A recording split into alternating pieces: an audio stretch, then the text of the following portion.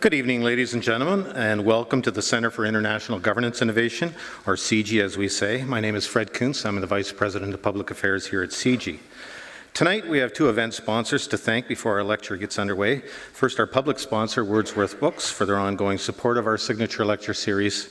And second, the Balsley School of International Affairs for partnering with CIGI to bring our speaker to Waterloo today. We also thank those who are joining us through our live webcast. Following this evening's address, we welcome questions from both audiences here in the CIGI auditorium, or if you're watching through the live chat function on your screen. Please remember to state your name and to keep the questions brief. Professor Lawrence Wilkerson is former Chief of Staff to U.S. Secretary of State Colin Powell. He's on a speaking tour in Canada to discuss the upcoming U.S. midterm elections in November. CIGI asked him in particular to address America's response to the group ISIS, or ISIL, or Islamic State, as they're variously known. An issue that's particularly interesting to Canadians now that our Parliament has voted in favor of sending Canadian CF-18 fighter jets to assist in the military campaign in Iraq against Islamic State. Since completing his service under Colin Powell in 2005, Professor Wilkerson has taught at the George Washington University in Washington, D.C., and is currently the Distinguished Visiting Professor of Government and Public Policy at the College of William and Mary in Williamsburg, Virginia. He's a sought-after expert on the American government and military and has been published in numerous international media outlets, including the American Conservative, the Los Angeles Times, and BBC's Hard Talk. He's currently working on a book about the first George W. Bush administration. A man who's been at the center of it all. Please welcome tonight's special guest, Lawrence Wilkerson.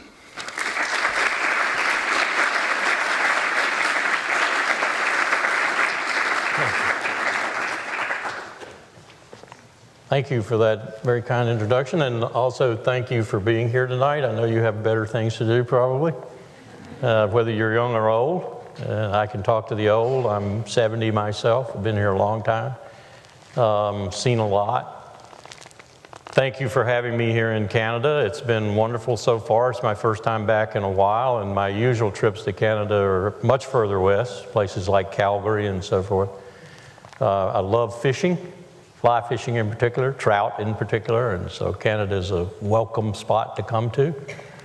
And I spend a lot of time in northern Idaho, right next to the Canadian border, and often wonder why I can't just walk across it like we used to. Oh, you all know the reasons why. Thank you for having me at this august institution too. I understand it's fairly young, but doing some really innovative things. And one of the things I want to do is try to marry its actions up with some people I know who are doing similar things in the States, and maybe begin to deal a little better with the incredible challenges that confront us in this century, not least of which, in fact, foremost of which, is the climate changing. I picked up a newspaper this morning and saw that something I didn't know to this point, and maybe you didn't either because they really have not been destructive so far. We are now looking at the 5th Category 5 storm in the Pacific in this year. It's approaching 180 miles per hour winds right now, and if it continues to Japan and continues in that force, we may have a real problem.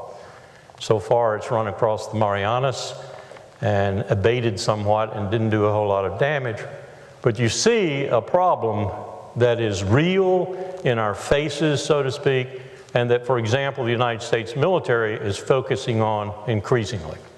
What happens if you have a 10-year storm or a 100-year storm that is one that usually in the past only occurred every century, every 10 years? You just, factor of 5, 6, 7, depending on whether you react to it or not, your budget for disaster relief. You just multiplied Indonesia's problems in 2005-06 and Japan's later with Fukushima Daiichi and the typhoon. You just multiplied that to the tune of 10 times.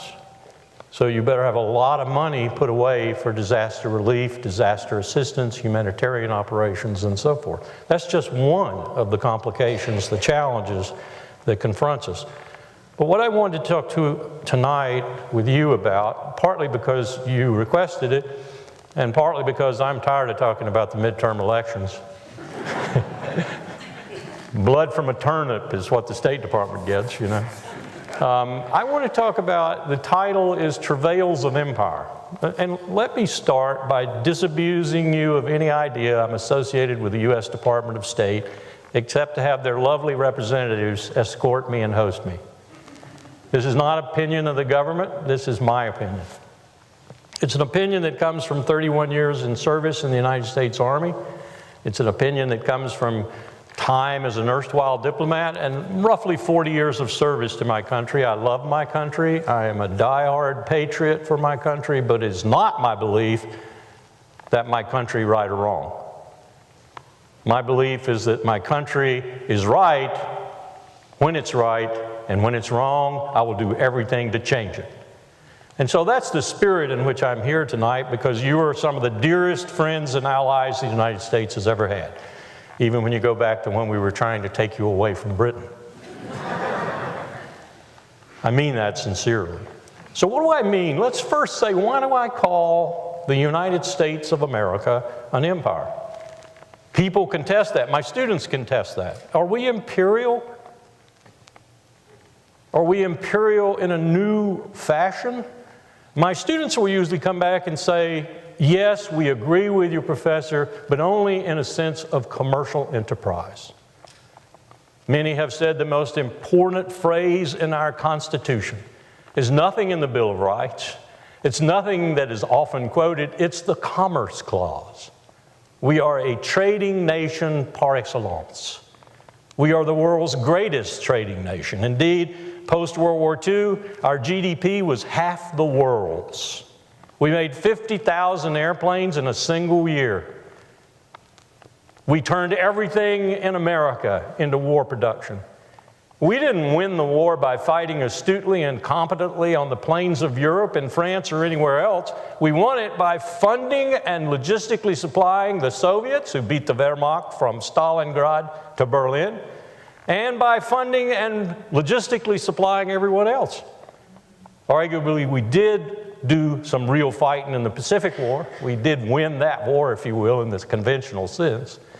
We were the arsenal for democracy because we were the most productive nation in the history of the world. There's little argument with that amongst experts who look at it and study it. We still are a great producing nation, just as is Canada, just as is Germany, Japan, and China, and so forth.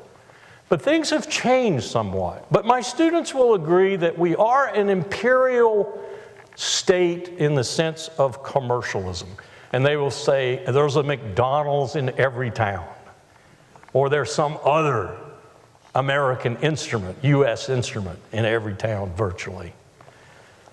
But I say, look at the signs that would reflect Rome, Britain, or any other past empire when empire and imperialism was in vogue, or the art of the day. Look at where we have our star troopers. Look at where we have our soldiers. We are everywhere. It depends on what day you look, but anywhere from 50 to 90 nations feature the presence of our soldiers, sailors, airmen, and Marines, and in some cases increasingly, largely because of piracy and so forth, our Coast Guard. If you look closely, you'll see we have been in Germany and in Japan, and Okinawa in particular, and in Korea for a half century, and have no design or purpose to leave, even now. Diminish our presence, perhaps, but not leave. And of course, Vladimir Putin has given us every reason to perhaps increase our presence. We are imperial. We are imperial, and we are in decline.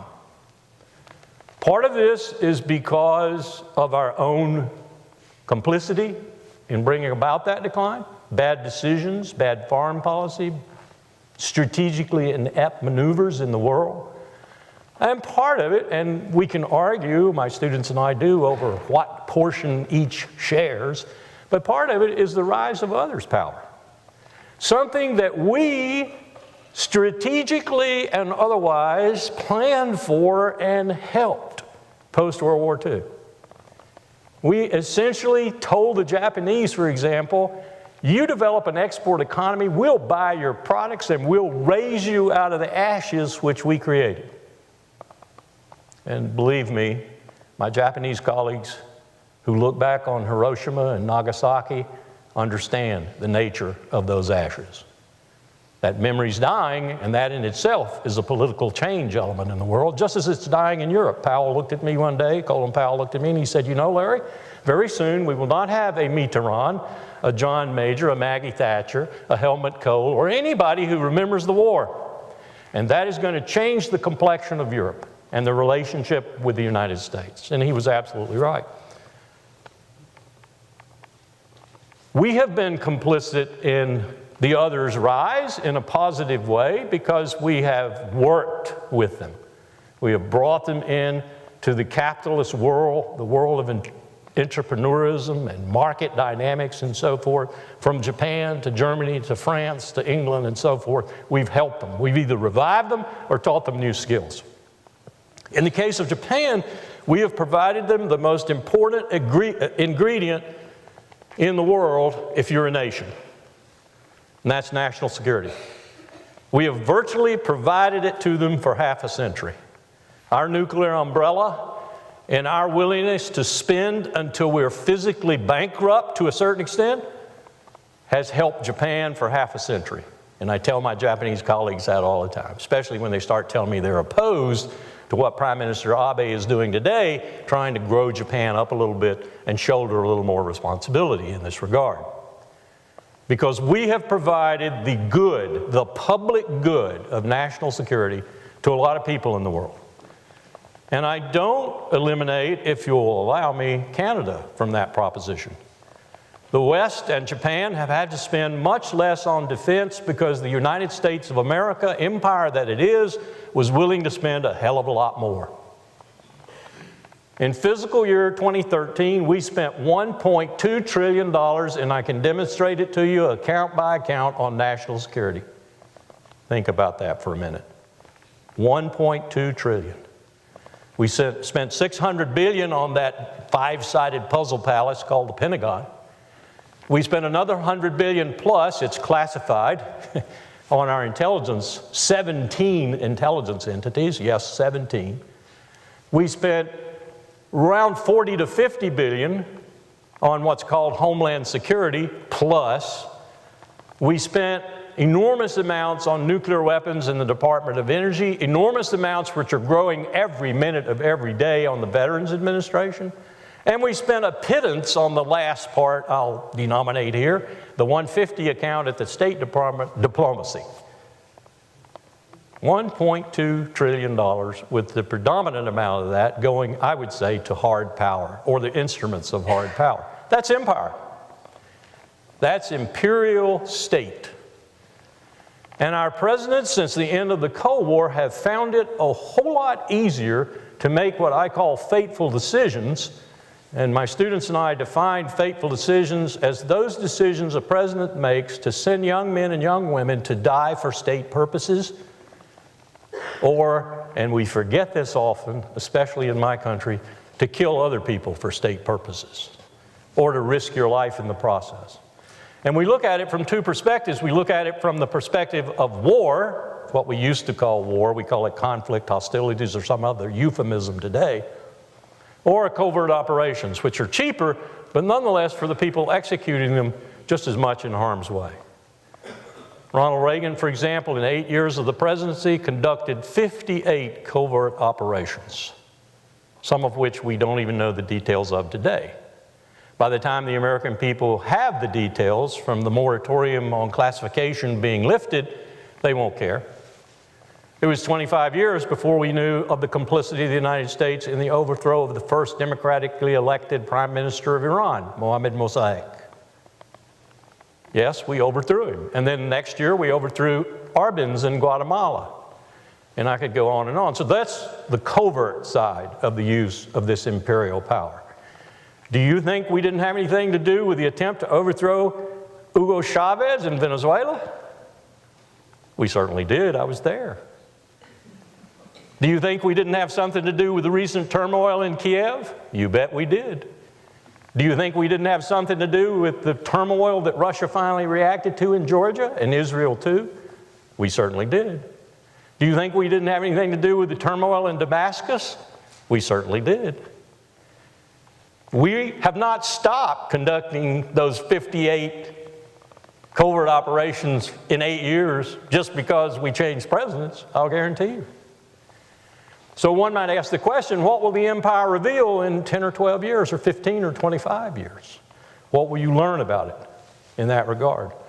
So in every meaningful way, we are an empire.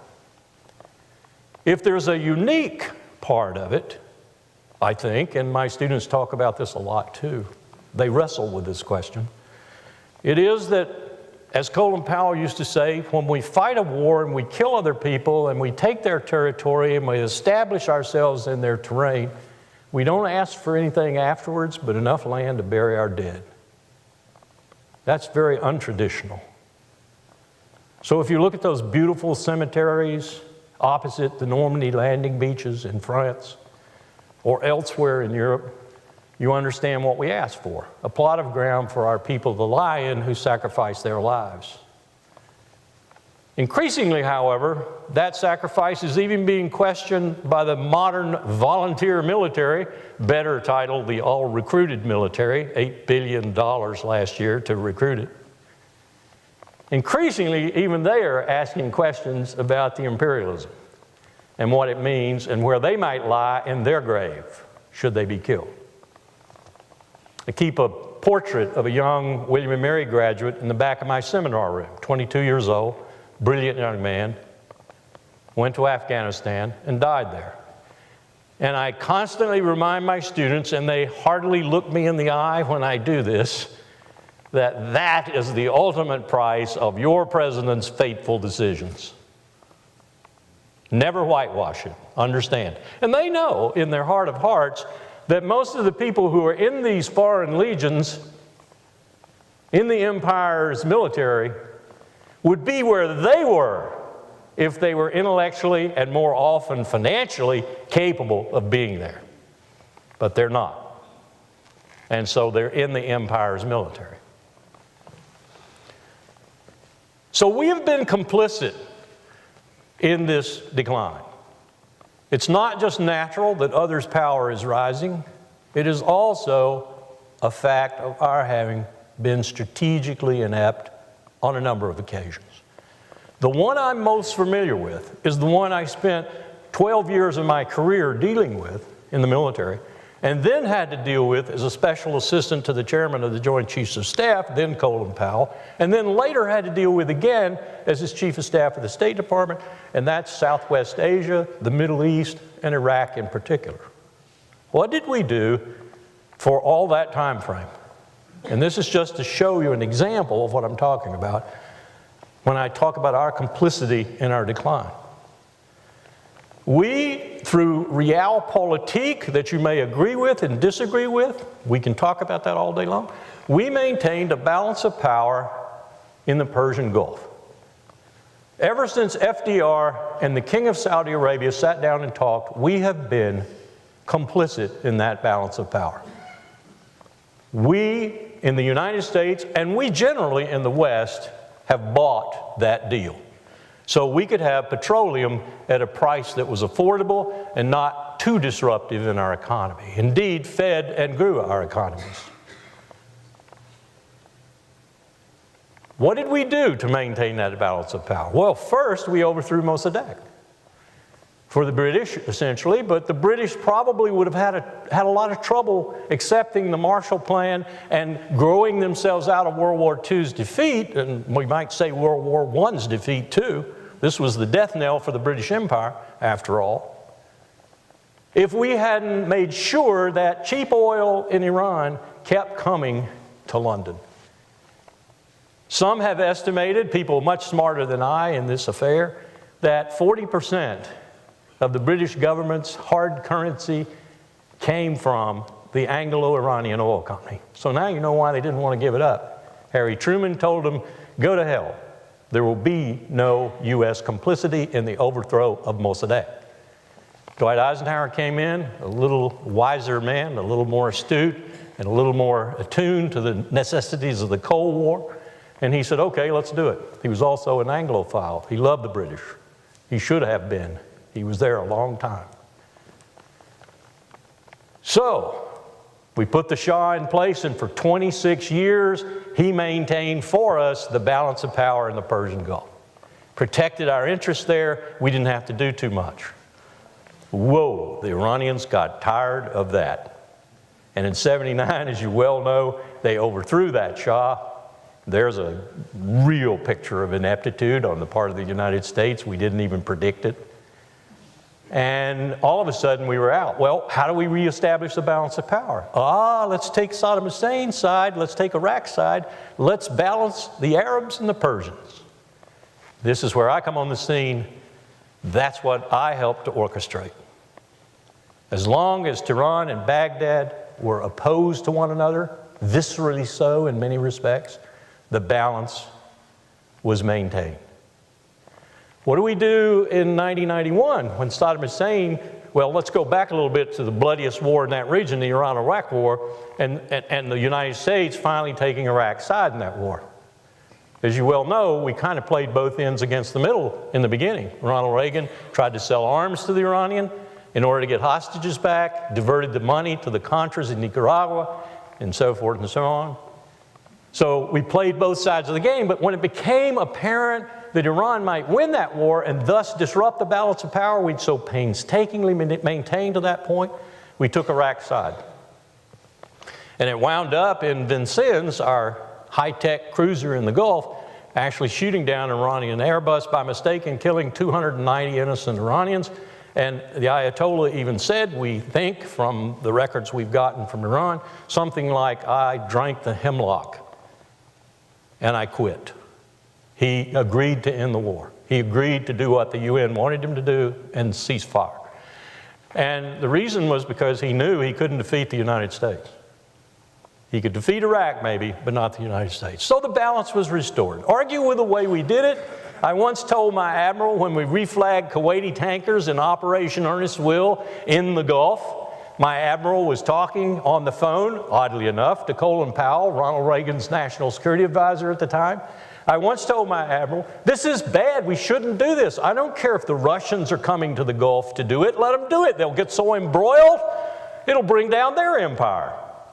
And let's wait until there's only one Persian left and one Iraqi, and let's issue them dueling pistols. I mean, that's how cold-hearted I was about it. I was pure strategist. No, we had to take their side and so forth. Well, it worked until Saddam Hussein decided he'd go into Kuwait, and then we had to mount 500,000 men and women, build a coalition, and go over there and kick him out of Kuwait because we were really afraid he was going to turn right and go to Ras Tanura at 6 million barrels per day production capacity and disrupt that oil flow majorly. But it worked. We didn't go to Baghdad. We just restored the balance. And Dick Cheney, then Secretary of Defense, was 100% behind that, as was everyone else in the H.W. Bush administration. So now we come, fast forward, I'm Chief of Staff of the State Department. My boss is still Colin Powell, and we do it all over again, and we remove Saddam Hussein. Are you beginning to see the colors of the strategic ineptitude? So what choice do we have? We have two, basically. Three, we could say, to hell with the balance of power, we're going home. Let's see what happens. Or we could have said, we'll stay. We'll be the balancer. We quickly determined, you say it took a decade, but we nonetheless, I think, determined over time that that was really dangerous. Remaining in the region in force for a long time on the ground was really dangerous. We might actually fuse a lot of very disparate elements into a major opposition to what? Us. And every U.S. Marine and soldier would have a big red bullseye on his back, and every terrorist in the world would flock there to shoot that bullseye. So we moved ourselves out. What's the choice then? Well, You either go back when it turns into chaos again, which it most assuredly has done, or you quickly try to craft a new balance. How would you do that? Well, you would have a rapprochement with Tehran. You would have closer relations with Tehran. You would bring Iran back into the balance because she's the only country in the region, by the way, that's stable, reasonably prosperous, and I know you'll argue with this probably, but fairly well led. And she has a lot of democratic tendencies.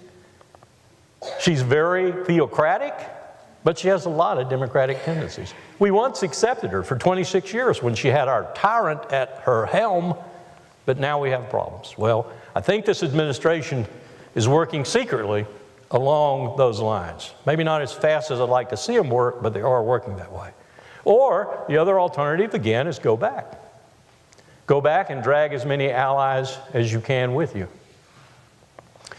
I watched some of the video of your parliament debating, and I watched the vote count and so forth. I was kind of surprised that it was so close. I thought it would probably be overwhelmingly for entering the fray. That kind of caution, I think, and some of the speeches that were made in opposition, which I heard just snippets of, were pretty smart and deliberate, and I think vouchsafed some truths. What are we going to do now, though? What's the empire going to do now? So let's just leave that for a moment. Glad to answer questions about it, but let's leave that for a moment and go back to my main theme. What is the empire going to do now? With or without allies, with or without UN legitimacy or whatever. What are we going to do now? Well, let's examine a few things. What scares me the most about the empire that really has nothing to do with this except indirectly? The first thing that frightens me is the disequilibrium of wealth. I got a new soundbite for that today, and I got it from a Frenchman and an article he wrote. And it's not Thomas Piketty, although I'd recommend Piketty to you. Capital in the 21st Century is his book. 400 people in the United States have a wealth that equals Brazil's gross domestic product. The government is bankrupt, but 400 people have a wealth that equals Brazil's gross domestic product. 1/1000th of the United States, I'm not talking about the top 10%, not the top 1%, I'm talking about 1/1000th owns 50% of the wealth of the United States. Throw income in there, throw the 10% in there, they own about 75%. That means the other 300 plus million get by on 25%, income or wealth. Wealth being capital, stocks, shares, and so forth, and income being, of course, income. Staggering. How do you run a democracy? How do you run the midterm elections when Mitch McConnell can spend $100 million in Kentucky and flood a very impoverished state with money so he can be reelected? How do you do that? How do you maintain a democracy when you have that kind of disequilibrium? Piketty will tell you, with a meticulous research of the tax records of France and the United States, essentially that there are a lot of other points in his books that scare you to death. Like, for example, in the 21st century, he predicts we'll never exceed 3% growth. Not on the present economic profile. None of us will exceed 3% growth. Well, some of us may, but the aggregate will never be above 3%. Because we've hit it. We've hit it. We're finished in terms of the present economic model and growth. The old bugaboo, growth. The Chinese would be scared. If they've read Piketty, they're probably scrambling around the Central Party School now trying to figure out what to do. It's really frightening when you look at that aspect. But the aspect I want to highlight is what he found out about France and the United States, who have the most extensive tax records. If I'm not mistaken, and I recall correctly, France all the way back to 1789, the United States back to when we implemented the income tax around 1910, 1912. Guess what? Situation in the U.S. is 1929. Situation in France is 1789. Now maybe you understand a little bit of the problem that Hollande is confronting and France is confronting from an economic point of view. and a problem that we've masked and camouflaged with a vibrant stock market and a whole lot of return to prosperity of that top 1,000th, but not much for the rest. This is scary to me. You know, I've fought for my country, I've served my country, I understand a little bit, I think, about what I'm talking about, and it's very frightening. It's very frightening. The empire is in decline.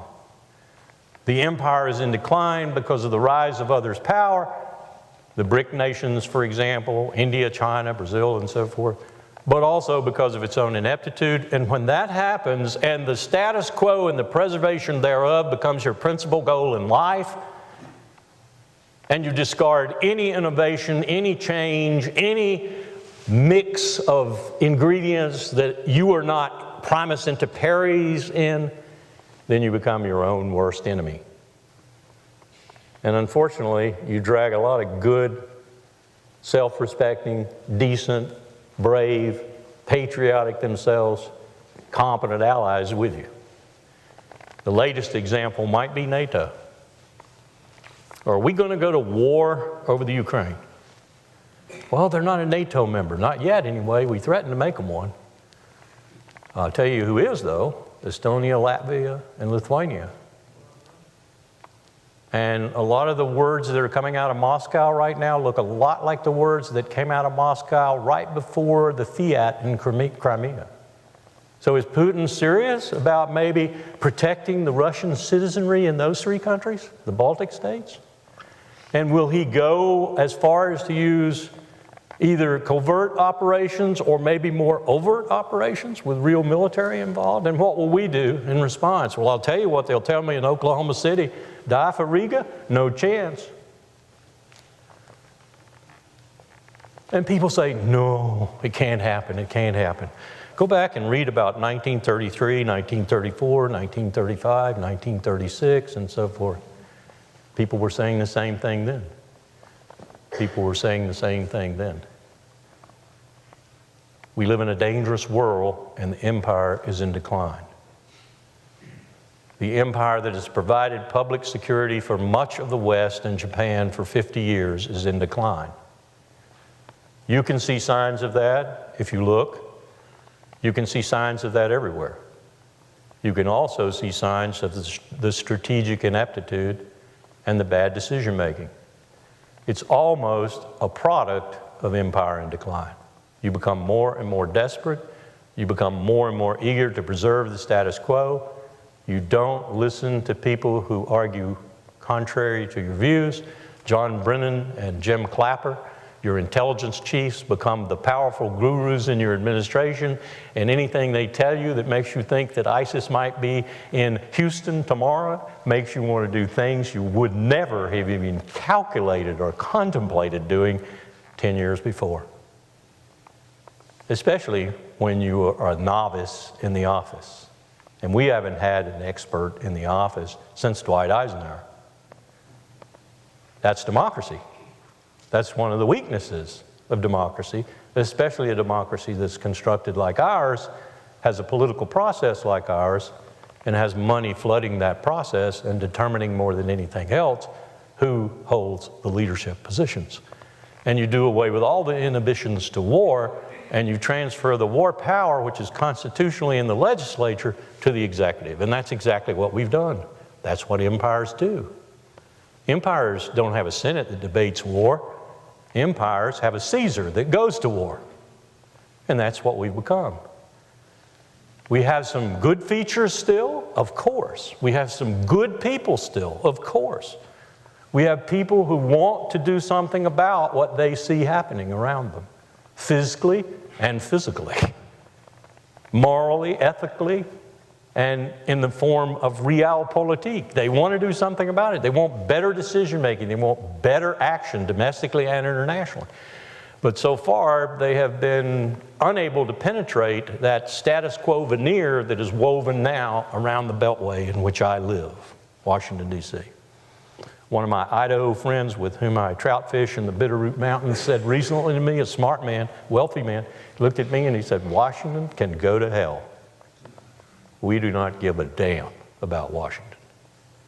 And I encounter that attitude in a lot of places. Down in the Southwest, where they're going to dry up in the next decade, and they're going to have to change their entire lifestyle from Phoenix to the San Joaquin Valley, they're thinking finally about what they might do to adapt, because the water is leaving and it is not coming back. They're either going to burn up or dry up, or both simultaneously. So they're thinking they need to do something, and they're trying to figure out what to do, but they're not looking to Washington to do it. So if there's a potential domestic way to resurrect the republic, as it were, it's probably going to be, contrary to everything anybody would believe in this day and age, it's going to be the revivification of the states. It's going to be the power in the states taking on some of these problems and dealing with them and saying to hell with Washington. That's a hell of a kettle of fish, isn't it, for an empire?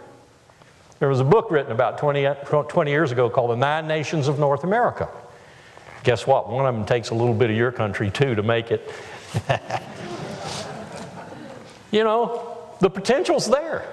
The potential's there. I've had serious conversations with Texans, South Carolinians, Alabamans, Mississippians, and Georgians about leaving the Union. Serious conversations. They reconsider when they look at the deficit they would occur economically immediately and understand that California and New York and revenue transfers is the only reason they're economically salvageable. So they better come up with something other than German BMW and Mercedes plants in order to, you know, economically be sound if they're going to leave. Now that's way out in the future, but it is a distinct possibility, particularly when we confront, and I'm going to end on this, the most enormous challenge which the empire and the rest of us confront. And that's the fact that the earth, whether we're human inducing it or it's just natural, the science is clear. The earth has given us 1 millennium of really good life. It's getting ready to change, and maybe dramatically. We may see portions of Florida gone, we'll see Bangladesh gone, we'll see all kinds of changes. I remember when the president of Palau came into Admiral Crowell's office in 1984, and he was in the executive conference room, and he looked at my admiral and he said, "Admiral Crowell, I have a question for you." And the admiral said, "Mr. President, we're here to address your questions." And he said, "What are we going to do when my island's gone? Where are you going to move me and my people?" Well, that's happening today. You know, it wasn't so far-fetched. Many of those South Pacific islands are going to disappear. Parts of Florida, Texas coast are going to disappear. North Carolina has already put money against moving some very pristine marshlands 2.5 miles inside their present location. That's very expensive and very difficult, very complex operation. But they've made the commitment to do it because they know they're going away. The salt water is going to rise and move into them and ruin them. So they're going to move them back some. This is reality. I've had some scenarios briefed to me by competent climatologists that say there might not be enough arable land for any more than maybe 1 billion people in terms of food production by as early as 2065. People say, "Oh, that's way out there." My grandchildren will still be alive, probably. This is the challenge, probably, of the planet. And we're finally, 30 years late, waking up to it in Washington. Dems and Republicans, finally waking up to it. Got a bunch of evangelicals out there yearning for the rapture who don't care. They want it to come. They think it's, you know, simultaneous with the Antichrist and so forth. There's about 48 million of these crazies. That crisis could have a silver lining.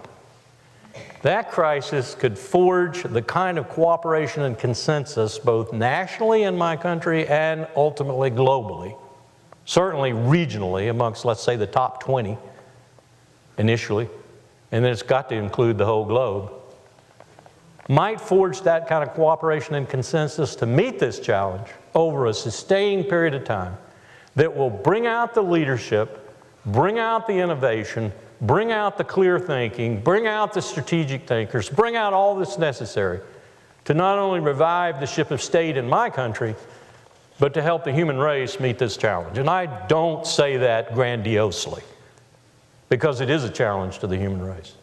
And so far, we don't know of any others out there. There might be, but so far, we're the only ones. So this could be a very propitious time. Chinese have a saying, may you live in interesting times. We do. I'm not going to see it. I'm going to be dead. But I really care about my grandchildren and my children too, who might see the leading edge of this. And I want them to have at least as reasonable a prospect for a good life, a decent life, as I had. And the people who sacrificed for that, I'm beholden to. So that's why I think I'm a patriot. I'm not an abuser of empire or an abuser of my country. I really care about my country. People ask me why I'm still a Republican all the time. And I say, because I want the party of Lincoln back. Turn it loose. Get out of my party. Don't tell me to get out. That's why I stay there. And I hope we're having some progress in resurrecting at least an element of that party that'll have more sense over the next decade or two. So that's what I came to talk to you about. I'm finished talking now. I'd be glad to entertain your questions. And if I can entertain them on other subjects, specific subjects that are nonetheless a part of this tapestry, like ISIS, Syria, Ukraine, the Baltics, or whatever, I'd be glad to do so, whatever your interest is. And I would ask you, if you want to ask a question, there are microphones at the end of each aisle here. Just come to those microphones and ask away.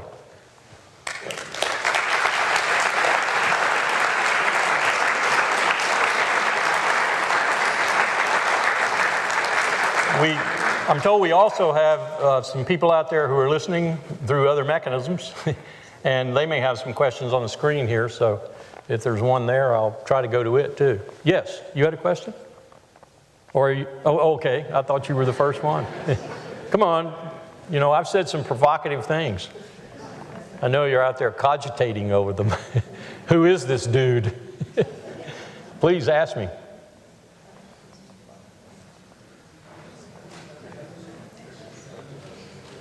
You mind priming the pump if I may? So Fred can see. Sure. When we were having dinner beforehand, I was asking you about your perspective on the rationale for the new military intervention in Iraq that Canada is now going to be a part of, and whether the basis for it was more thoughtful perhaps than it was.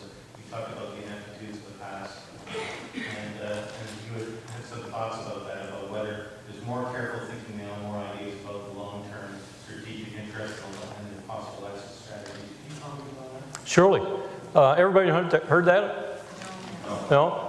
In essence, he's asking, are the president and his advisors in what they're doing against ISIL in Iraq and Syria right now acting more wisely than what I've kind of depicted in the past? My answer would be yes, but I'd qualify that answer. I don't know where they're going. I don't know to what strategic purpose they're doing what they're doing.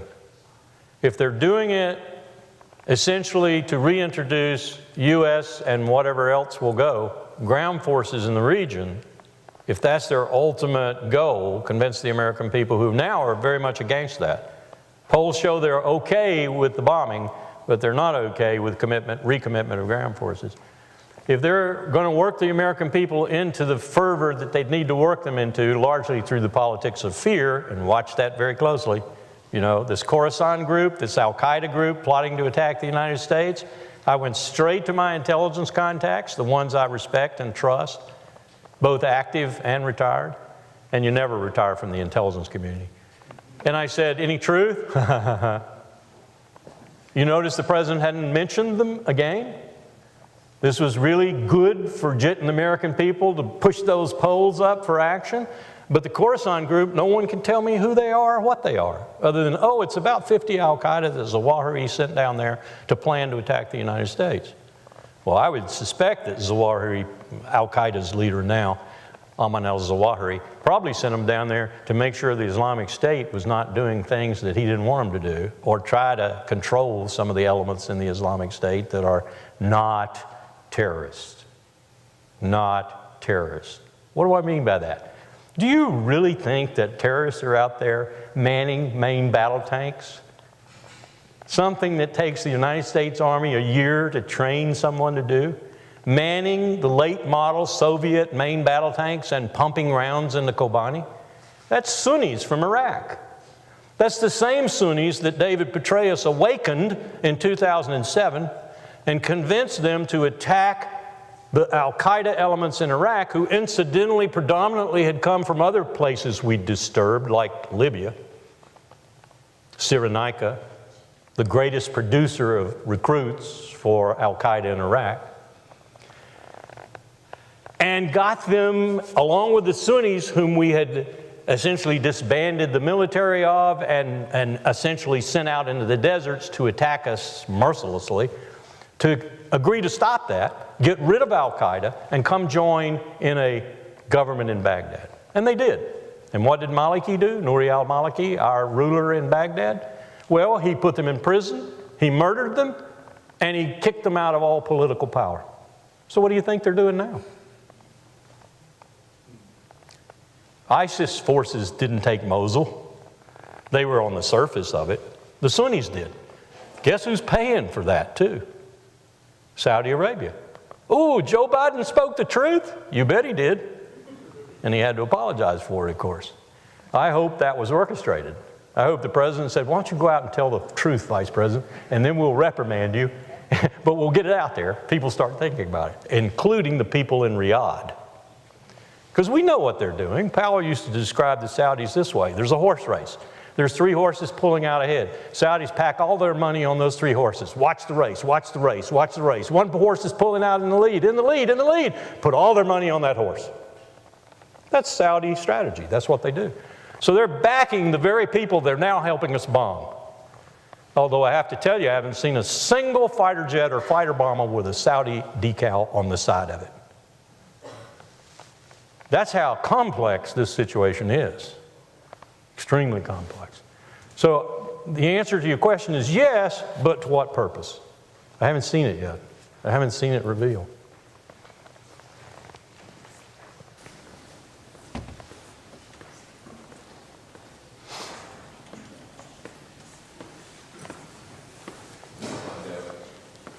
Hi, Matt. Thanks for being here. Are there any consequences to the U.S. continuously racking up debt? Like, how do you see that playing out? That's an excellent question, and it's my greatest fear. It's my greatest fear. It's like I tell my students, when you leave here, you'll owe $100,000. Do you think you're ahead? Yes, there are dire consequences. If you've listened to some of the people who've gone public lately, one of them viral on the internet, I'm not sure how much to believe him though. He's one of the principal advisors to what the CIA calls its Futures Project, where it does a report for 2025, 2030, and so forth. It looks out to the future. And that's not just the CIA. Now, under the DNI, it's the National Intelligence Council, which is really the whole intelligence community feeding into that, into the NIC.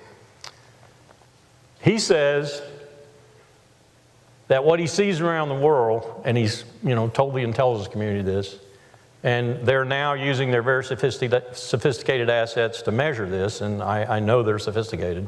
I've used them with them against North Korea principally, to see if what he's saying is true. That is to say that gold is being moved in sort of unique ways, concentrated in secret and unique ways, and capitals are slowly but surely but methodically divesting themselves of U.S. treasuries. That Beijing and Moscow are both complicit in this, and that what they're trying to do is weaken the dollar. So what you see right now in the supposed strengthening of the dollar is really a false impression. What they want to do is what we did essentially when we abandoned the gold standard, and then oil really became the standard, because oil is demarcated and sold in dollars principally. What they want to do is use Putin and others' oil power, petrodollars if you will, and I say that petro-yuan, petro-renminbi, petro-euro, whatever, to force the United States to lose its incredibly powerful role as owning the world's transactional action reserve currency. If that happens, a similar thing will happen to what Dwight Eisenhower threatened the British with in the IMF when they invaded Suez with the French and the Israelis. The real powerful move that Ike made was to threaten to run on the pound. Eden had to back off. He had to back off. He couldn't take that. So what we're looking at is a possible use by others in the world of our dependence on the dollar to give us so much power that we otherwise wouldn't have. Charles de Gaulle once said it was vicious what we did after the war when we had the world's currency, and take that power away from us. And the debt increases enormously the capability to do that. And the debt is staggering if you think about it. If you just look at it and you understand what the Fed's been doing in terms of quantitative easing and just printing more and more money, the only reason you do that is because you own the world's transactional currency. You can print money and money and money, and you don't do what Mobutu did, for example, drive inflation up to 300,000%. Or for example, what the Germans had happened to them in the 30s, where they, the old adage of pushing a wheelbarrow full of marks in order to buy a loaf of bread. Could it get that bad in the empire? Yes, it could, especially if the rest of the world decides that that's a good thing to do and to go along with it, or decides it has to do it. It has to use euros or yen, or let's just call on special drawing rights at the IMF, something the Chinese kind of like. Could you create something other than currency to be that to which everyone goes in a crisis? Yes, you could. Special drawing rights would be just that at the IMF or wherever they might reside. So these things are changing in the world, I think, because people are losing confidence in the empire. Our enemies and some of our friends are losing confidence in the empire. The Saudis have totally lost confidence in the empire. And you can say it happened after Mubarak, and we didn't back Mubarak. They saw the same thing for themselves in similar circumstances, and they said, we can no longer trust the United States. Goodbye, United States. And that's why Prince Bandar's been running around with a bucket full of money funding Islamic State forces. That plus they want a Sunni region and not a Shia region. They want to overthrow Bashar al-Assad because he's a real Shia stalwart, and they want to overthrow ultimately the Shias in Tehran. They don't want the Shia in their own country, very restive and treated like blacks were in the 50s in our country. They don't want them overthrowing them. So this is very complex, it's very complicated, but debt makes it very dangerous. And debt is the thing I'm most frightened of. All empires, I think, in history who've disappeared abruptly have had a physical problem at the end. The Romans, as they were transferring from the west to the east, and as they gained a new advocate, a new disciple in Christianity, and as they moved into Constantinople and so forth, the Romans were printing, or not printing, but they were coining coins that were so worthless. Reminds me of our quarters today when you look at it, a little silver here, a little silver there, and copper in between. They were coining. Their coinage was so worthless, it was incredible. And yet, because of the residual power, they were able to get away with that. I'm not saying we're in that dire straits, but I am saying that debt is very worrisome. Physical profligacy is very worrisome. What did Chuck Hagel just try to do with the Overseas Contingency Fund? And I've been a friend of Chuck Hagel's for 20 years, our Secretary of Defense. Congress even objected to it, those pusillanimous people over there. He tried to use that warfighting fund to buy some more F-35 Lightning strike fighters. Wow, it's already not appropriated money and therefore not going through oversight. It's just handed money. Here, have a check. So he wants to now say, oh, well, the urgency under which George W. Bush got that money from you, and I'm getting that money from you now, war, is going to be sort of adumbrated into, hey, I need to buy some Lockheed strike fighters. So a diversion of funds that have already been diverted. This is not what sane and sober empires do.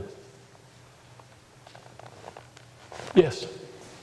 If it's true that the empire is in decline, what amount of time, what amount of energy does the current president, and presumably the next president spend on Russia?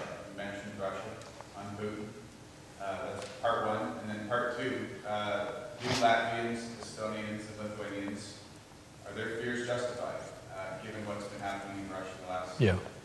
Last part of your question, I think yes, but it all depends on how far Putin's willing to go. I'm hoping that he's got a sane and sober element to him too. First part of your question is more difficult. What do you do? When Ukraine was not a member of NATO, not yet, but these three states are. So what do you do? Some of you look like you, this is no insult, I am, look like you might be old enough to remember Die for Danzig? Or Die for Pilsen, or whatever, you know, Die for Prague, Die for Riga. I guarantee you that if I walk up to the average American citizen and I explain to them the situation with Article 5 in the NATO treaty, first of all, they won't know what I'm talking about. And then I'll explain to them an attack on one is an attack on all. Constitutional processes, yeah, but we don't have a constitutional process. The president goes to war. Libya didn't even consult the Congress. Secondly, they'll say, where's Riga? And then they'll say, you mean we might go to war in a way that might recall conscription, require mobilization of 2 or 3 million men and women, and ultimately devolve to nuclear weapons? Count me out. So if you're president, how do you react when you know that that's the way the American people are going to react? I would ask you to examine your hearts and your souls, too. Are you willing to die for Riga? And give me an honest answer. This is the dilemma when you start doing things as ineptly as we have done. Why is Putin doing what he's doing? Well, partly because it's the only way he can hold on to power and get 60% ratings in the polls in Moscow. But it's partly, too, because we reneged on George H.W. Bush and Jim Baker's promise to Edward Shevardnadze, then the foreign minister of the Soviet Union, becoming Russia, and to Gorbachev, and later to Yeltsin.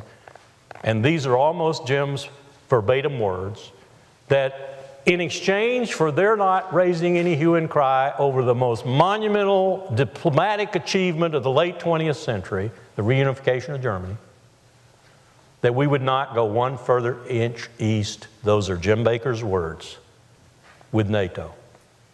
What did Bill Clinton do? He didn't go one step further east. He went countries further. And he even contemplated, and Obama kept it up, Georgia and Ukraine. We even fomented the revolution in Kiev. What was Putin to do? 1/3 of the Soviet military's heavy armament comes from Ukraine. Their most important naval bases are in Sebastopol and Odessa. Odessa might be next. It's actually more strategic than the Crimea. What was he to do in the face of such a taunt, in the face of such a challenge? Now the question is, will he go further? And what will we do if he does? I don't know. I can't answer that question. I've exhausted your questions. Yes, please. Phones don't seem to work, so is it all right if I don't interrupt everybody's seating and ask from here? I can hear you. You mentioned Arbenz in Guatemala. CIA goes in, overthrows Arbenz because he was going to take land away from the United Fruit Company, and Alan Dulles didn't like that. You got it. And 50 years of violence and genocide occur after that. It proves that the West has a tremendous capacity to go into a country and screw everything up worse than it was when they went in. We were for Hussein before we were against him, for Gaddafi before we were against him, for the Mujahideen before we were against Al-Qaeda. How does the West stop creating the enemies of our future? That's an excellent question. Yeah, it's an excellent question. I'd clap for you too. You know, you're going to think my answer strange perhaps, but there was once a gentleman in the White House who actually wanted to empower the UN to the extent that he was willing to turn over nuclear weapons, and to the extent he was willing to have an open skies agreement with the Soviet Union, that is to say they could fly over us and we could fly over them anytime we wanted to. His name was Dwight Eisenhower. And he was probably the last president we had who was experienced enough to qualify for the job. And he didn't do everything right. He was the one that went through these series of coups, for example. But I can excuse him in the face of what he thought was communist aggression, communist inroads, rollback, containment, all that thing. It's easy to look back in retrospect and say, well, it wasn't all that big a threat, and you didn't really need to sacrifice all these people to thwarting that threat. That's easy to do today. I try to be a little more kind to him. But we don't see people with that kind of courage and that kind of boldness anymore. I served in an administration that essentially said to hell with the rest of the world, with the exception of my boss. And I watched what happened when we said that to the Germans, to the Japanese, to the French, oh my God. And I remember what the president said in the Oval Office with his feet up on the desk about Chancellor Schroeder in Germany. And I remember what my boss said when he got back to the State Department. One of the most important relationships in the transatlantic field, and we just ruined it. And then he quickly called Joschka Fischer, who was then the foreign minister, and for the next 4 years they worked under the table to keep the U.S.-German relationship solid and alive. They shared cooking, beer, all kinds of things. Midnight in the secretary's office, I could get a good German beer. You got to have people like that. You got to have people who really think international cooperation, international criminal justice, all the things that we pretend to be the leader of are indeed worth leading and are a better course of action than dropping bombs on people. Until we get a leadership like that, it isn't going to happen. And I don't know how you get that kind of leadership. So that's not a very good answer. Good question, though. Sir. Yes. President Eisenhower was also the one who warned in his major last speech about the military-industrial complex. Now, has that come to fruition? Have we seen the results of that occurring now in the United States? Yes, very much so. Very much so. I think it's gone beyond what even his imagination would conjure. Just as I think, let's take a look at George Washington and Thomas Jefferson and their messages with regard to never letting, and John Quincy Adams, never letting the United States interests become so wrapped up in another state's interests that that state's interests were seen as ours. Israel. Think Israel. Very distorting in American foreign policy. Physically distorting, too. We used to look at our budget in the State Department and we'd say, okay, $3 billion to Israel, $3 billion to Egypt, and so they don't attack Israel. What do we got left? Wow, nothing. Yes, it's an excellent question, and yes, the answer to it is the military-industrial congressional complex is alive and well and sucking the blood out of the empire. Raytheon stock shares go through the wall when we shoot $1 million cruise missiles at a terrorist carrying a $200 AK-47. Donald Rumsfeld even asked the question, he put it this way. He said, tell me, to the chairman of the Joint Chiefs of Staff, General Myers, he said, tell me how we are winning when every time we kill one of them, we create 6 more. He didn't even talk about the cost effectiveness of expensive weapons against cheap ones. But it's the same metaphor, How do you win when you strike with a drone 2 terrorists and kill 30 civilians? And the people around say, at least 6 or 7 of them, I'm becoming a terrorist. And you suddenly got more recruits. And let me tell you another thing that was just revealed to me in Syracuse, Sicily, where I was at a conference 2 weeks ago on international criminal justice, by the UN individual, an Indonesian, responsible for what the UN is calling terrorist rehabilitation. My first reaction to his revelations to me was, wow, we got something like that at the UN? He said, yeah, and my main countries to monitor right now, because they have up and running and very robust terrorist rehabilitation programs, is Saudi Arabia. Scared me to death. Rehabilitate them, put them back on the battlefield. And Indonesia and Malaysia. And then he said what really struck me. Until about 3 weeks ago, he said, and he had interrogated in prison and out as they were being rehabilitated about 200 of these terrorists. Jamaat Islamiyah, Abu Sayyaf, Al-Qaeda, Lashkar-e-Taiba, you name the atrocious group. He had talked to some of them. And they said the major recruiting tool for them was Guantanamo. Think about that for a minute. Rumsfeld's proposition writ large. Until 3 weeks before he was talking to me. And I said, well, what is it now? He said, Gaza and the deaths there. And the United States' absolute inattention to and uncaring attitude towards those deaths. Now you can say, oh, that's not all true, you know, there's more to it than that, but that's not what the 22-year-old with no prospects, no job, no nothing for a future and an AK in his hand and 3 or 4 mullahs talking to him about jihad, that's not what he thinks. What he thinks is 3,000 Tunisians, 1,500 Moroccans, I got intelligence on, have just shifted over out of Morocco, out of Tunisia, and they've joined the Islamic State forces. That's late blooming intelligence, if you will. You got to stop this recruiting. You got to go after the heart of it. Yes, please.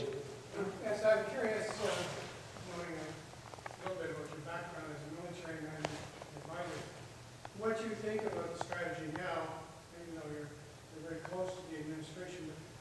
Why would Obama and his advisors repeat the same errors of bombing indiscriminately, well, maybe not indiscriminately, but you mentioned cruise missiles and taking out one guy with an AK-47, knowing the collateral damage, which means huge numbers of civilians will be killed, hence we get, you know, the whole thing going over again, more recruits coming from elsewhere in the world. Why did they decide on this bombing strategy now, and our Canadian government has decided to go in and do exactly the same thing on a very much smaller scale, of course. But I'm curious as to your evaluation of that strategy. Is it going to work? And what should they have done if that was the wrong strategy? I'll have to give you an answer that comes from talking with some military colleagues and my own surmises, but the information I've gotten from the military is probably more trustworthy in this case. Their expectations are that the airstrikes, just as they've said, the airstrikes will be sufficient to put some steel in the spines of first the Iraqis, and then maybe even others in Syria, like the Turks, for example, and show them that there is support, at least from the air, for their indigenous forces, which really ought to be doing the heavy lifting. And the hope and expectation is that that will excite these indigenous forces. We're even sending General Allen over as the overall coordinator to make sure, and Saudi Arabia is going to do a lot of the training. That scares me again. But these ground forces, get them back into shape, principally in Iraq, but also eventually in Syria, so that they can handle the forces that are arrayed against them. At the same time, and this is a more important ingredient, and I'm almost positive the administration is working on it feverishly, in secret, you've got to get the political structure in Baghdad to be inclusive. The current guy, blessed by Iran and blessed by the United States, that was the first cooperative effort, if you will, towards this problem, has to be inclusive. He has to include those Sunnis who are now supporting the Islamic State forces in the political structure in Baghdad and ultimately in the sharing of political power in Iraq. And he has to include the Kurds too, in a way that has so far been rather alienating for them. They've picked up on that and they like it because they'd like an autonomous state up there, or they'd like a state up there. I don't think they're going to get anything but maybe the autonomous state. In that situation, I think it's workable. If that'll just happen over the next 2 to 3 years, it's workable. And the airstrikes make sense to start it. Well, let's look at Syria, though. That's a different problem altogether. Huge mistake we made when President Obama listened to Samantha Powers and Susan Rice and said, it's another Mubarak, say he's unacceptable, get rid of him. And he did. Big mistake. He's not Mubarak, Syria is not Egypt, and Assad is going to be around. He's proved it. He has a sizable support base in Syria. Interestingly, the way this whole thing got started, I'm told by people a lot more expert than I am in Syria, is water shortages and the marches by the farmers, some 200,000, on Assad forces, basically unarmed because of those water shortages. Saudi Arabia saw a wonderful chance to intervene, saw forces arrayed against Assad that they might could arm and propagandize, so began sending heavy weapons and foreign fighters, the Islamic State, into Syria. And this all coalesced into an armed opposition to Assad. Meanwhile, we're sitting around twiddling our thumbs, wondering what the Saudis are doing, and all of a sudden, wow, boy, this looks great. Let's find the moderates amongst them and support them. There aren't any moderates amongst them. The most moderates amongst them are expatriates living in the United States who are railing and hollering, just as Ahmad Chalabi did for Iraq, for us to get over there and run everybody out so they can take power. This is a very complex situation that if you don't get the Turks involved in a serious way, and not just to kill Kurds or watch Kurds being killed in front of their guns, but to actually threaten, if not actually do something with regard to the Islamic State forces who are now killing the Kurds for them, and you don't get Iranians involved in terms of their support for Assad, but turning that support into a more cooperative effort to bring a political solution and ultimate stability to Syria in this war, bring refugees back, and so forth. And at the same time, you don't deal forthrightly with the greatest refugee problem since World War II, you're not going to solve it. And much more than that. I had occasion in Sicily to run into King Hussein, the former king of Jordan, now deceased of course, to run into his younger brother. And he came up to me and he said, I want you to tell Colin I miss him and, you know, give him my warmest regards and everything. And he said, can I talk to you for a minute? I said, certainly you can, Your Majesty. And he said, do you know, putting his finger in my chest, he said, do you know there is a refugee family in every single home in Jordan? Do you know how destabilizing that is for my little state? He's right. Look at Lebanon. Look increasingly at the periphery of Syria, and you see the same thing. This is a terrible problem about which my country is doing almost nothing. It needs to do something. And so does everybody else, for that matter. We need to do something about this. We need to help the UN. We need to help the refugees, money, food, whatever it takes. We need to help these states that are taking the burden on themselves, like Jordan, to do this. Humanitarian relief. We supposedly do that well. It's not killing people, that's helping people. But Syria is much more complex, so it's really hard to answer your question with regard to Syria. We probably need to be talking to Assad, too. I think we are. At least we're talking to his people. But we need to be talking about a political accommodation that might even envision Assad staying around for a while. My question is, how much does religion have to do with this whole picture? Wow. In the United States, too much. Too much. From a number of perspectives. When I can go to the Congress, essentially trying to convince them to support the president on his negotiations with Iran, and encounter an individual who tells me the earth is 6,248 years old and he will brook no opposition, I know I have a problem. And that's a true story. When I can go to Patrick Henry College in Purcell, Virginia, and talk to its chancellor, and he tells me that his whole purpose in life, the reason he put $2 billion into that campus, his whole purpose in life is to train hard-minded Christians for Christ to go into the military and the government, and then I understand what his agenda is, your question means something. We have a real problem in the United States. I'm involved in something called the Military Religious Freedom Foundation out in Santa Fe. Every day, we have 38,000 clients in the armed forces of the United States. 90% of them are Christians. Got a few atheists, we got a few agnostics, we got a few Jedi Knights, we got a few Wiccans. And they come to us with stories you wouldn't believe. Do you know what happened to me yesterday, said 1E6 yesterday? In an email to Mikey Weinstein, the head of the organization, I'm on the advisory board. He sends me the emails.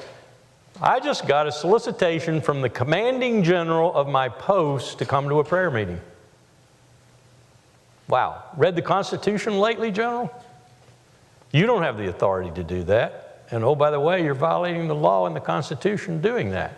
You cannot proselytize. You cannot suggest from your position of rank and superiority that your troops should go to a dominionist Christian megachurch and worship. 38,000 plus clients right now, on a legal basis or otherwise, mostly through anonymity because they know what the command chain would do to them if they found out what they're complaining about. This is serious. It's serious. At the Air Force Academy, it's such a recurring problem that we've actually had parents at orientation week get up, grab their children by the arm and drag them out of the orientation and take them home and say, "You're enrolling in something other than the United States Air Force Academy, kid, or I'll kill you." There's a sect called the Dominionists. It's a small sect within the evangelical community, and its purpose in life, Google them. Google Dominionists and read their purpose. To take over the armed forces of the United States and defeat the enemies of Christ and bring about Armageddon and the flaming sword and the killing of all the unbelievers.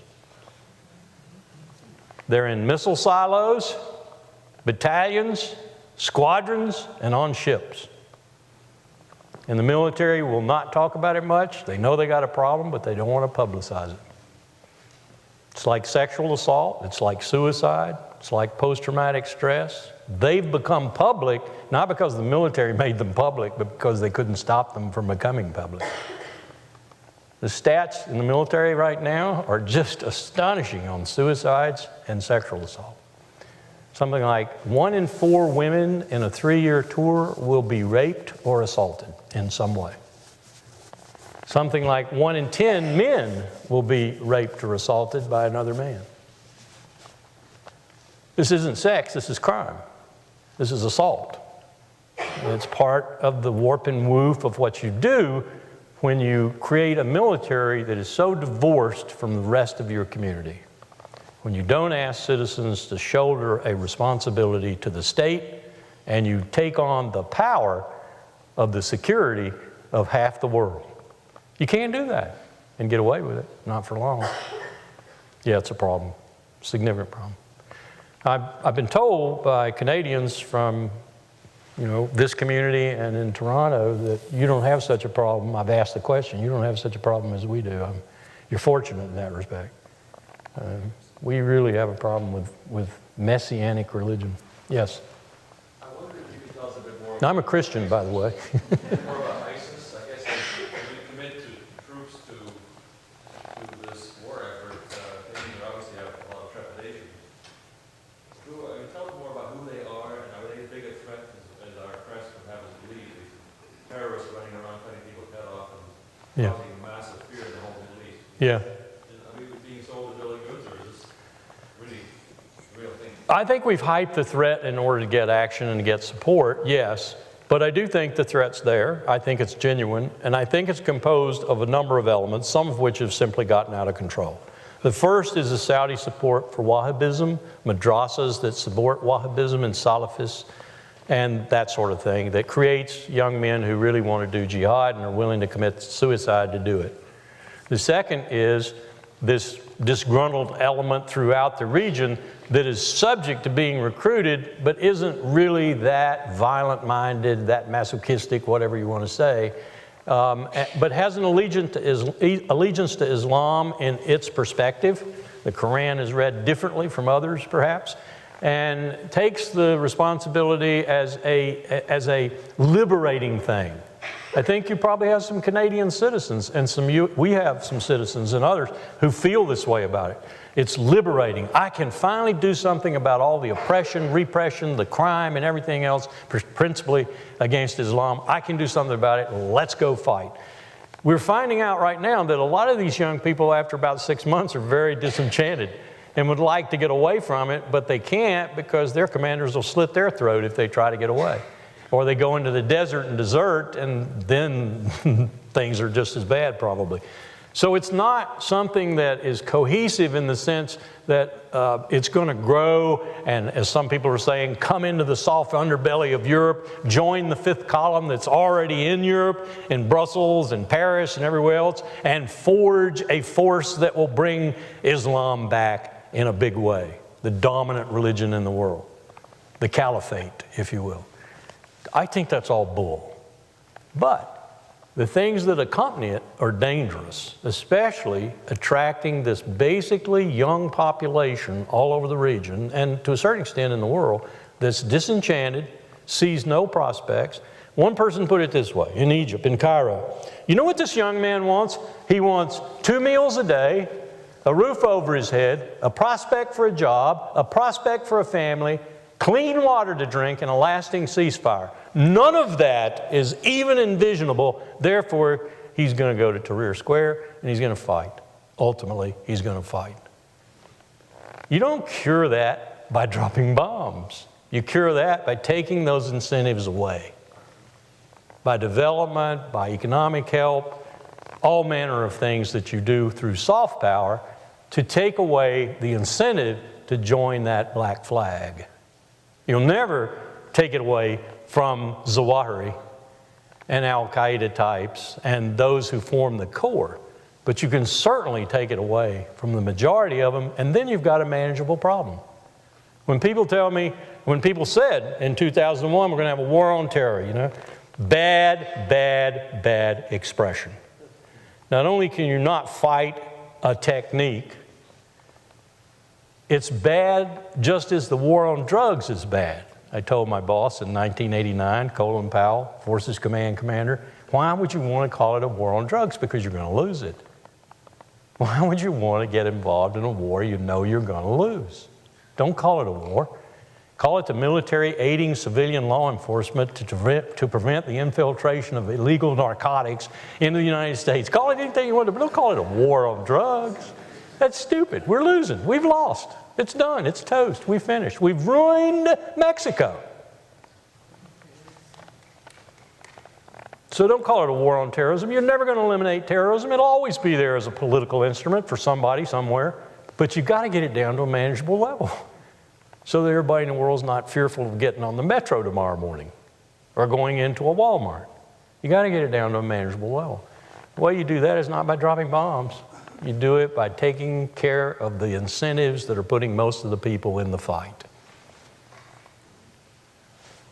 Every few years we have another war in the Middle East, in Gaza, around Israel. So the war is now off of center stage. What's going on? Is there any reason to think something hopeful is happening?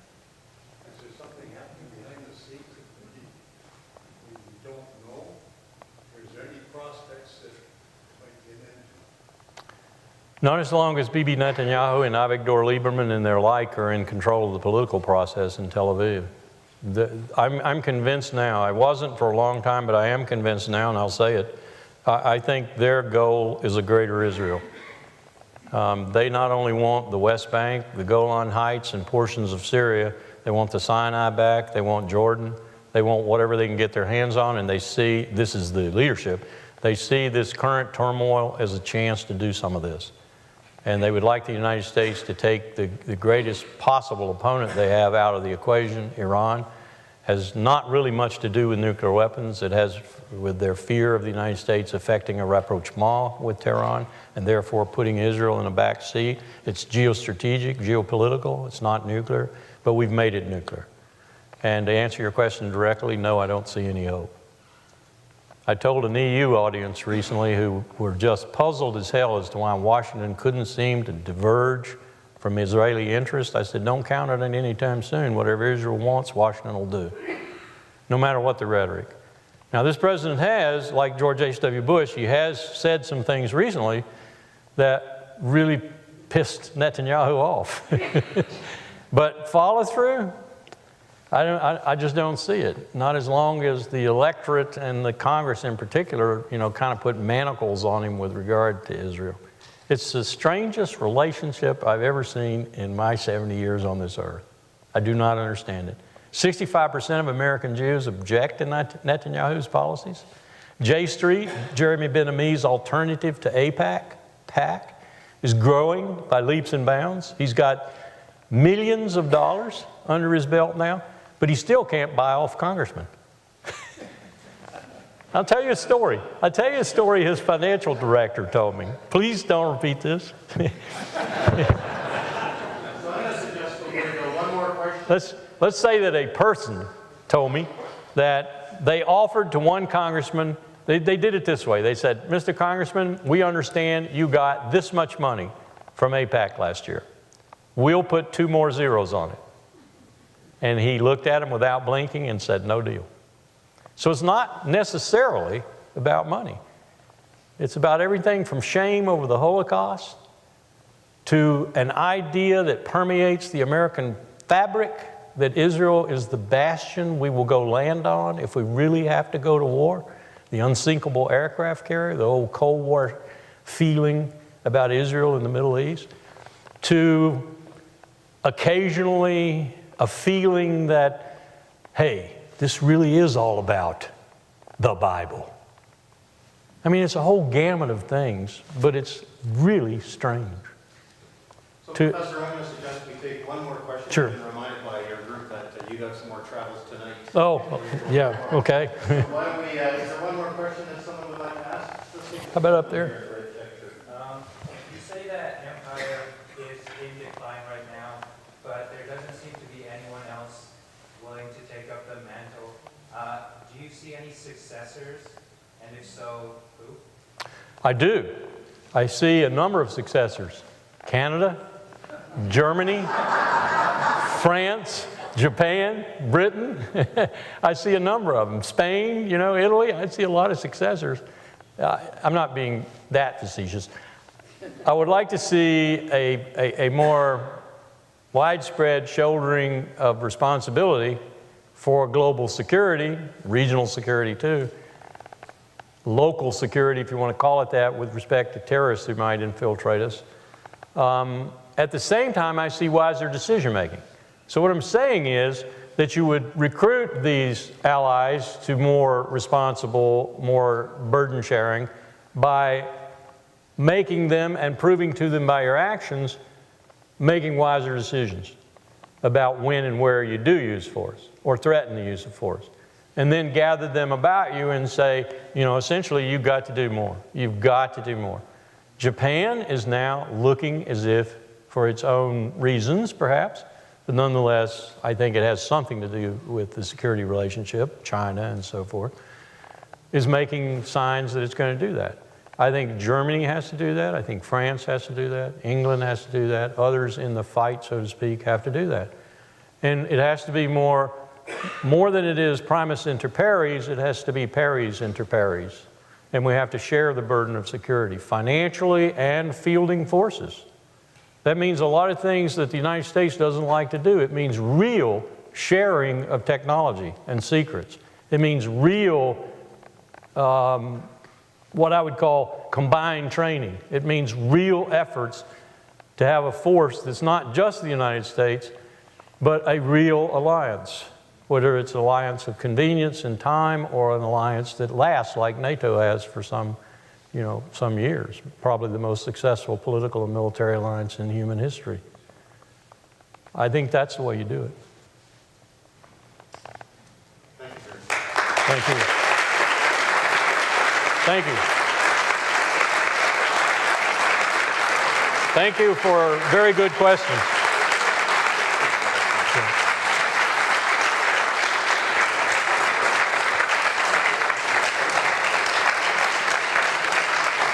Just a few quick remarks before we adjourn, if I may. First of all, I want to thank Professor Wilkerson again for his remarks this evening. It's always a pleasure at CIGI to have people who speak from real expertise, real experience, and we certainly heard that here tonight. Your remarks were called the Travails of Empire, and you certainly did walk us through history and through the challenges facing the U.S. empire as you've described it, but could easily have been called the Travails of Species, since you also warned us about the dangers of climate change and challenges and struggles that face all of us. Many of these scenarios are very dire, including climate change, but also your fear of fiscal debt and other security issues, and yet you seem like a very happy fellow.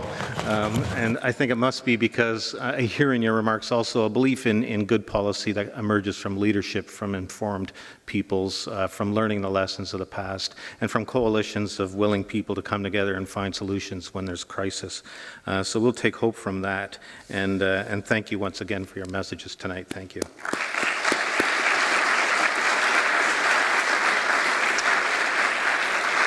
And I want to remind our audience that the edited video will be posted to the CIGI website and a blog about this event where you can add your own comments.